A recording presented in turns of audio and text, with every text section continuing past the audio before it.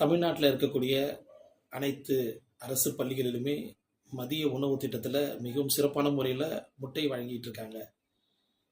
எல்லா அரசிலுமே மதிய உணவு திட்டத்தில் முட்டை இந்த சிறப்பான முறையில் தான் கொடுத்துட்ருக்காங்க. அதில் எந்த குறையும் இல்லை.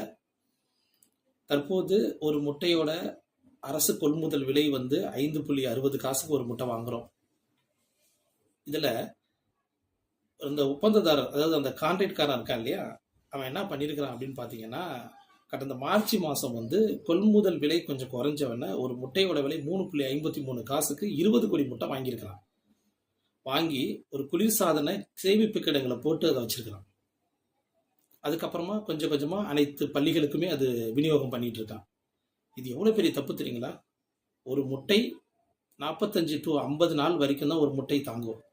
அதுக்கு மேலே உள்ளுக்குள்ளே ஒரு கெமிக்கல்ஸ் ரியாக்ஷன் ஃபார்ம் ஆகி அது ஆட்டோமேட்டிக்காக உடம்புக்கு தேவையில்லாத ஒரு கெடுதல்களை உண்டு பண்ணு ரொம்ப ஒரு கஷ்டமான விஷயத்துக்கு நோக்கி போயிடும். தமிழக அரசு இதை உடனே தலையிட்டு அந்த முட்டையை சேமிப்பு கடைகள் அப்புறப்படுத்தணும்.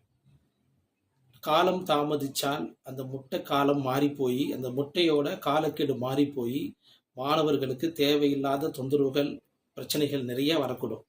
அதனால உடனடியாக உணவுத்துறை அமைச்சர் யாராக இருந்தாலும் அதை தடுத்து நிறுத்தி அந்த முட்டையை சரி செய்து மாணவர்களுக்கு நல்ல சிறப்பான உணவை அளிக்குமாறு கேட்டுக்கொள்கிறேன். அது மட்டுமல்ல, முட்டையில் வச்சு இந்த மாதிரியான தவறுகள் நடக்காமல் இருக்கிறதுக்கு இந்த மாதிரி ஒப்பந்ததாரர்களை இம்மீடியட்டாக அரெஸ்ட் பண்ணுங்கள்.